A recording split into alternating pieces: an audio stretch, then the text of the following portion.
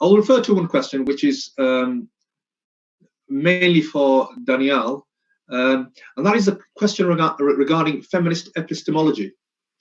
So the question is, how would you respond to criticism from fellow Muslims that you discredit all said overlapping topics subscribing to feminist epistemology? So Daniel, I'll start off with you first. Sister Zara mentioned related to how modern feminist Muslims read the Holy Quran as an ink block text. So they have random ink splashes on a page and projecting their own desired meanings into it. So bringing those two topics together, I'll start off with you, Daniel, first. If you just give us a bit of insight to feminist epistemology. Yeah, so feminist epistemology, I think, itself is very suspect in what it demands. And feminist epistemology is something that is used to criticize the Islamic tradition. It was used to criticize Christianity and the Christian tradition. And there's this idea that knowledge itself is gendered. So what does epistemology mean? Epistemology is the study of knowledge. What is knowledge? How do we know what we know? This is studied in the subject of epistemology, which is a philosophical topic, but in recent years, there is an entirely separate subtopic or subgenre of feminist epistemology. And what feminists claim is that knowledge itself is gendered, language is gendered, the way that we employ language and use concepts can inherently involve patriarchy and therefore be used as a system of oppression. And what they point out is that if we look at the Islamic tradition or the Christian tradition or any kind of past society, much of the knowledge was generated or discussed within schools and universities. We see men in a position of priority or prominence or majority vis-a-vis women. And that is suspect because then we cannot trust the product of those institutions, of those male-dominated institutions, because they are speaking as men, and therefore they do not understand women's concerns, and they're in effect silencing women and disenfranchising women. And so this is the critique of feminist epistemology. And so what can Muslims say to this? As far as Islam is concerned, we can't accept this view for the very simple reason that our prophet, the prophet, peace be upon him, was a man, and all of revelation comes through him. The messenger was a man. And so if we are discrediting men as not being objective, or men not being able to convey truth, absolute objective truth, because of their gender, then we are discrediting all of Islam. We're discrediting the Quran itself, because the messenger himself, sallallahu alaihi wasallam, was a man. And then the rest of the tradition as well, as I mentioned before, as a historical fact, we see men in the majority. So this is exactly why feminist epistemology is so dangerous if Muslims start going down that path and accepting its basic premise that knowledge can be gendered. And it's simply not the case. Like, how does truth have, how is truth affected by your anatomy or by your organs, like your reproductive organs? This is a very postmodernistic understanding of truth, and it denies the possibility of truth in its very essence. So we have to be very careful not to adopt such a postmodernist mindset that undermines our entire religion from its core.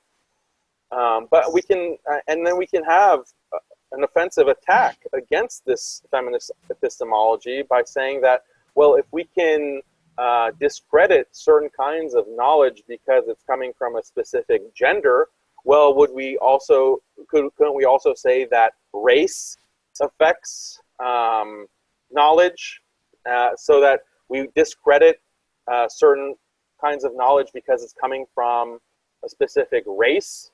And so, I mean, some postmodernists do go to that extent and say, well, we have to reject all of scientific knowledge because it's mainly white Europeans who have produced this knowledge.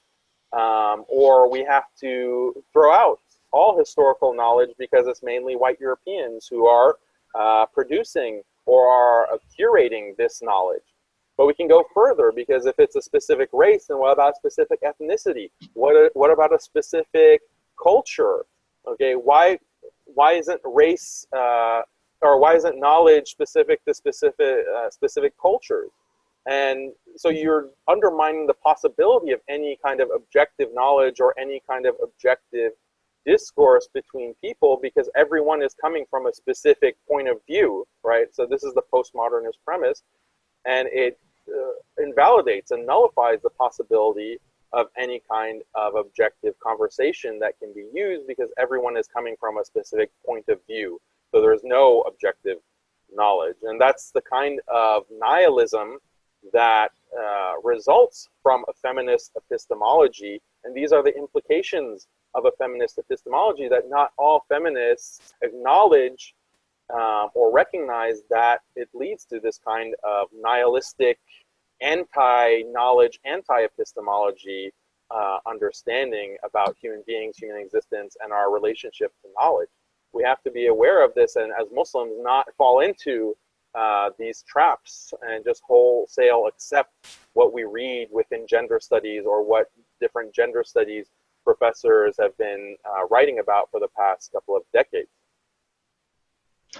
Okay, Sister Zara, just going to you, and as previously I asked regarding how this projects in an understanding of the Holy Quran, for example, for somebody who has a feminist sort of mindset.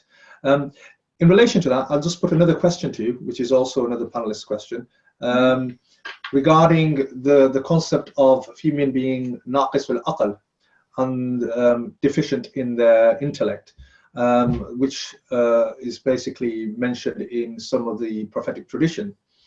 Now, in relation to that, there's also the issue regarding women, their testimony being worth half of men. Could you give us some kind of indication how Muslims could rephrase that in terms of in modern day context? Well, first to sort of build on what was discussed just now by Brother Daniel, and in particularly how that epistemology, that feminist approach to this issue has been translated by Muslim feminists when dealing with the Quran and the Hadith and things like that. Now, whilst their primary claim has tended to be, you know, that there's too many male voices in Islamic scholarship, they often claim that, you know, that there's too many, the male voice, they say, has drowned out the female voice. In reality, when you look at their claims, it's really not to do with the male voice per se, but rather what those male voices are saying. So, for example, some of these, and I'll give you some examples, some of these Muslim feminists will quite readily employ and wave as flags some of these male voices if those male voices align with feminist ideas. So, for example, they will often cite the works of Qasim Amin, Tahir al-Haddad, Fazl al-Rahman, and Nasser Abu Zaid as being, and Zibamir Husseini, for example, describes some of these men as being the backbone of feminist scholarship in Islam, which is taking reformist thought onto new ground. So for them, it seems to be not just, it doesn't necessarily seem to be about eliminating male bias, although that's one way of looking at it, but rather for them, it's also about redacting many of the ideas that were carried by particular, you know, by our scholars, but also redacting a lot of the female voices that our Islamic history is rich with. So as for anybody that is not aware, for example, Sheikh Akram Nadwi has documented at least 8,000 female scholars in the hadith sciences alone. And we know that Aisha radiallahu anha was, you know, responsible for delivering to us a huge corpus of hadith narrations. So it's important to point out the female voice has not been, subdued or quiet or even absent, even remotely absent in Islamic scholarship. Rather, it's been prominent. But it is almost as though, a lot of these Muslim feminists would like us to forget that they exist. And following on from this, there are a number of, of approaches that lead on from this. So, for example, Aisha Chowdhury, who, a contemporary a Muslim feminist, openly advocates cherry picking, selectively taking hadith, arguing that because the Prophet Muhammad sallallahu alaihi wasallam, she says that he is depicted as both a radical egalitarian man and a patriarchal man who belonged and was comfortable in 7th century Arabia. And because of that, we could choose, according to Aisha Chowdhury, which hadith to adopt and which to leave behind. And she says, for example, in doing that selectively to support a gender egalitarian vision of Islam, Muslim feminists would be doing exactly what Muslim scholars did when using prophetic practice to support patriarchal perspectives of Islam. And Keisha Ali also says something similar with regards to the hadith, further, they will say things like the Prophet Muhammad sallallahu alaihi wasallam, they say that he did the best he could to create gender egalitarianism, but without fulfilling this vision in his lifetime. In other words, they imagine that they are here to complete the mission of prophecy that the Prophet sallallahu alaihi wasallam, according to them, he didn't finish what he was supposed to be doing. And that's just with regards to the hadith. There are others such as Amina Wadud, who has already been mentioned, and others who have built on her theories, Umayma Abu Bakr being one of them, who, and Keisha Ali being another, that would say that, you can reject even the Quranic text itself, according to these individuals, if it doesn't align with feminist values. So what are these values? If they're okay with certain male scholars but not others, what is it that differentiates whether they find this acceptable or not? And there are plenty more examples where, they go on to admit it's not about even these Muslim feminists, so-called Muslim feminists themselves.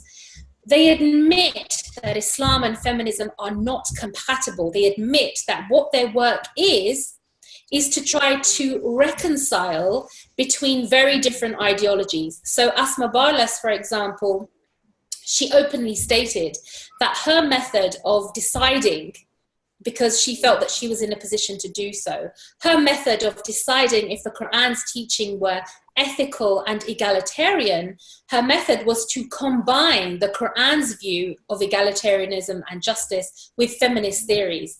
And Ziba Mir Husseini was another one who said that, Muslim reformist thinkers, in other words, those who are trying to change Islam, not understand Islam, but change it, she said that they have tried to reconcile what they thought to be fundamental principles in Muslim law with modernist conceptions of justice and gender relations. So they will openly admit it doesn't need people like even myself or Brother Daniel or Sister Fatima to say that they're contradictory, when Muslim feminists themselves are saying they are not compatible, and this is why our work is about reconciling the differences between them. I could go on with so many examples of that, but I think that's that is what is meant by the idea that a modernist feminist Muslim would read the Quran as an ink blot test. So sometimes psychologists do what's called, or psychiatrists will do something called the Rorschach test. And many of you will be familiar if you see the images, because they're used in popular media a lot, where it's a blank screen or a blank piece of paper and it has a very symmetrical ink blot image on the page, and they ask you, what do you see?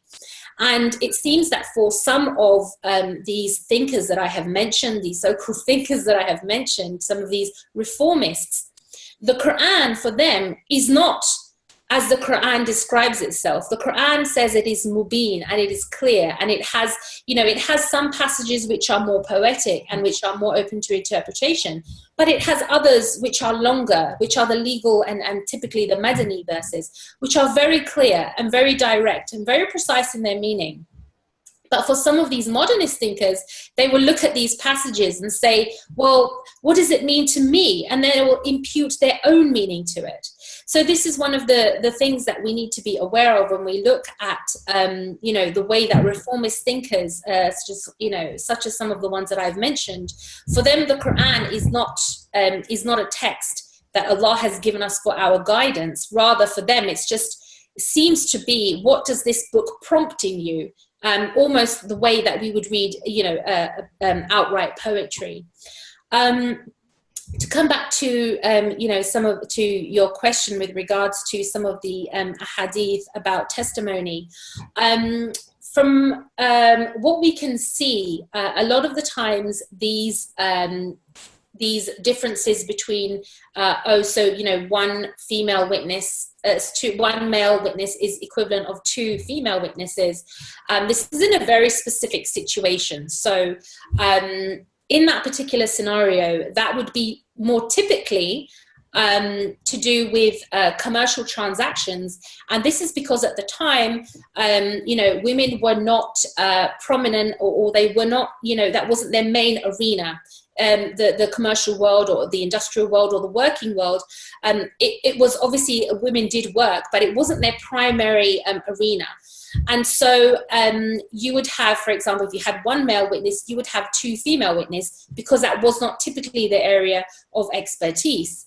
But similarly, if it was an area that women would typically have more expertise, you would not need two female witnesses. You would have one female witness and maybe two male witnesses if it was not an area where men could be expected to have an understanding or an expertise or a conversant knowledge. There are other scenarios, for example, in criminal law, because those which I have just mentioned are not to do with criminal law. For example, if a husband accuses his wife of something and she says, no, I did not, their testimonies would cancel each other out. His wouldn't be worth more just because he's a man. There are other situations in which you would need many male witnesses to equal one female witnesses, such as, for example, accusations of zina. You would need 4 male witnesses. You wouldn't need 4 women to testify that the woman had not whatever. It would just be her word, and you would have, you know, a number of others. So oftentimes people bring that up because they think it is, you know, it's one of those gorilla questions where, you know, we have an understanding of these things, and because we have an understanding of these, we don't take these things as accusatory, but rather people think that they can be used to undermine or to show how Islam undermines women. But all of these things, you know, they have a deep understanding, and you know, they were not used in isolation. That, you know, it was part of a very sophisticated system that unfortunately we have become, to some extent, we have become archaeologists of what Islam is. We have lost touch with so much of what these rules and what these laws and what this culture is supposed to give us. And part of, you know, what we need to be doing in the Muslim world as well as here is to revive that understanding. I mean, questions like what, you know, this one would have been, you know, a while ago, common knowledge for most Muslims. It wouldn't have even been a question. But we are at this point now where we are dealing with these things, and where we need to think about how do we not just answer these questions for the sake of curiosity or for the sake of, you know, combating a negative impression of Islam, but we need to know these answers so that we can start to rebuild our communities and our societies based on, you know, Islamic understanding and Islamic principles, not just to defend ourselves, which is what we are caught, unfortunately, in a cycle of doing, which is, you know, defending Islam, and we should be doing that, but we also need to be living it generally as well. Okay, I'm going to open up the questions to all of you about the position of women as mentioned in what we call the Nasus, or the Holy Quran and the prophetic tradition. So there are other issues. For example, I mentioned one earlier on regarding the testimony of men relative to women. There are other sort of questions which relate to, for example, men are are men more superior? الرجال قوامون على النساء. So men are more superior, they have a higher position than women. Equality of men and women, does Islam have a different perspective? Sister Fatima, how would you respond to something like that?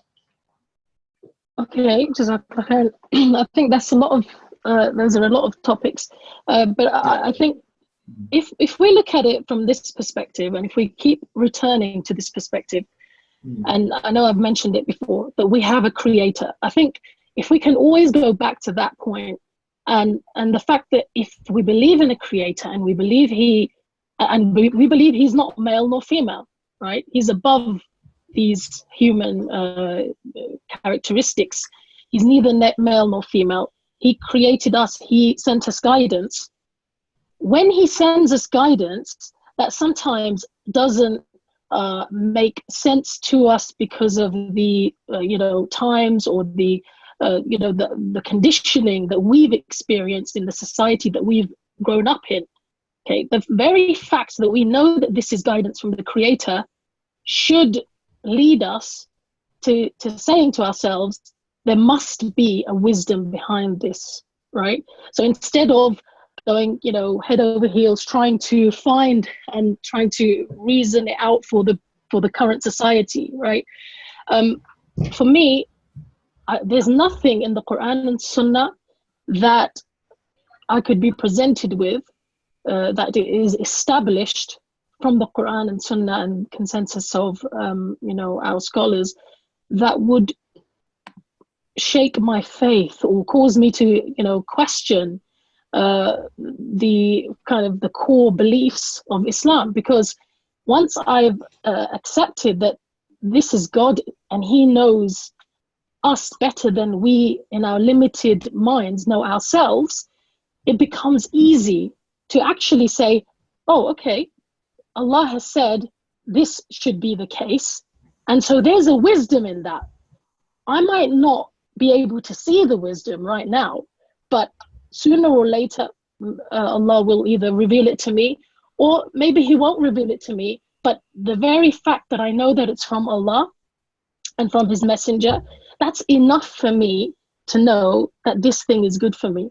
And I just want to bring it back to looking at the way that, for example, feminists, if we realize that feminists are just human beings, right? They're just human beings. They've had their own conditioning, okay? They've grown up in a particular society in a particular way with a particular idea of what right and wrong is, justice is, and what women should be doing and men should be doing. One of the things that we notice is that even in our times, we're seeing some of the results, the negative results of some of the things that feminists campaigned for many, many years, okay? And what that highlights to us is that instead of following human beings and what they're telling us is, the right way of living as women, we should follow the Creator, because they will always make mistakes. And I'll give you a few examples. I think Brother Daniel also mentioned some of these examples. So one of the examples is motherhood and the devaluing of motherhood that we've seen. We're seeing the results of in our times. We're seeing mental health problems in young people skyrocket since feminists called for daycare centers to be established, because they said that motherhood is not something special or unique to women. Anyone can look after a baby. They encouraged this culture of daycare centers where babies were literally looked after by strangers from morning till night. And now there are actually, counter movements to those, to the negative effects of what they called for in their time, and books being written. I've got a number of books on my bookshelves, for example, The Female Brain by Luann Brezendine, and there's a book called Why Gender Matters, and a book, I've forgotten the author, he's a scientist, and also by Steve Biddulph, who's a psychologist. He's written a book, Raising Babies, and all of these people and others are saying, actually, it was all wrong. babies need their mothers more than anyone else. You know, there's no one in a baby's life that is actually more important than the mother. And the relationship between the mother and the child is unique, and it can't be replaced by just anybody else. That's just one example. Again, breastfeeding, for example, now, you know, the whole, when you walk into an antenatal clinic in the NHS, everywhere, you know, you're being told breast is best, because there was a movement by feminists to kind of tell women that, no, you know, you have your freedom, because obviously breastfeeding means women have to commit a lot of time and effort. And they kind of had a movement against breastfeeding, and now the government is having to you know, flip that around and try and get women to breastfeed again, because of the harms that, or because of the benefits of breastfeeding that the child would be denied if so many women stop breastfeeding. And then again, women are seen as basically economic contributors and nothing else, you know. And I think that's why, you know, one of the things you did ask me before this webinar was about, you know, why is it that many feminists actually turn to Islam eventually and embrace Islam? And I have a number of friends who would have described themselves as feminists, and then they, when they discovered Islam, they embraced Islam. It's because women are looking for contentment. Women are looking for peace of mind. As human beings, we're looking for the right way to live our lives. And they may have been attracted to feminism initially, thinking that perhaps, you know, they'll find some of the answers to the things that they're finding difficulty in life. But ultimately, it didn't satisfy them, because it's not a holistic way of life, because it's not from the creator, right? It's just the blind leading the blind, literally, you know, human beings leading other human beings to a way of life or to ideas that they think are the best ideas. But then later on finding, actually, maybe we might have been wrong about that. And I've given you some examples of that. So I think if a woman wants contentment, if she's dissatisfied with the system that she's under at the moment, which treats her as nothing more than an economic contributor, as a taxpayer, and actually, this might be a bit controversial, but, you know, growing up in the UK, I actually believe that women have, from a very young age, been groomed, literally been groomed, to be more sexually exploitable than they would have been if they had been left on their fitrah. And I've seen many examples of that, and we're seeing the results of that, you know, in our times, you know, some of the negative results of that.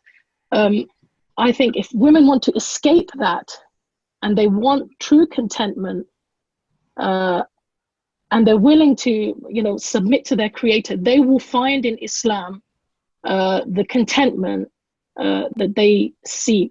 And yes, the creator does tell us that men and women are different. He tells us that men and women are not the same.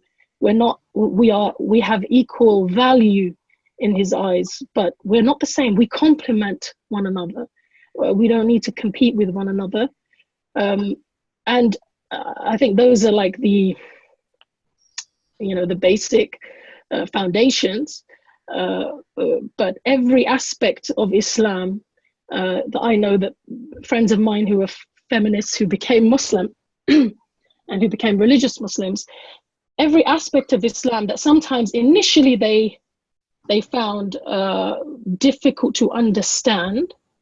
One of my friends recently said to me, you know, I couldn't understand why segregation, you know, when it came to men and women in segregation. And one of the beautiful things she said to me was that for the first time in my life, when I became a Muslim, I had real love and friendship with women, with other women.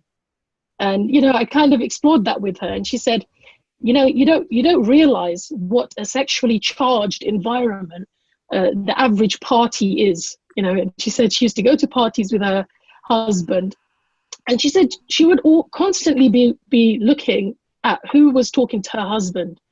And, you know, there was this kind of understanding they had that you could flirt with one another, you could, you know, with other people, etc. But she said that whole toxic environment, and she called it a toxic environment.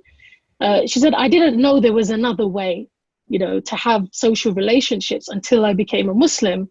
And, you know, I enjoy my social relationships more now without that kind of toxic environment being there. So I think as Muslims, we should realize that Islam is a gem. Islam is a way of life that if people were to experience it and, you know, to understand it, they will benefit from it. It is them that will find peace of mind and contentment through it, you know, if only they would accept it. Okay, Daniel,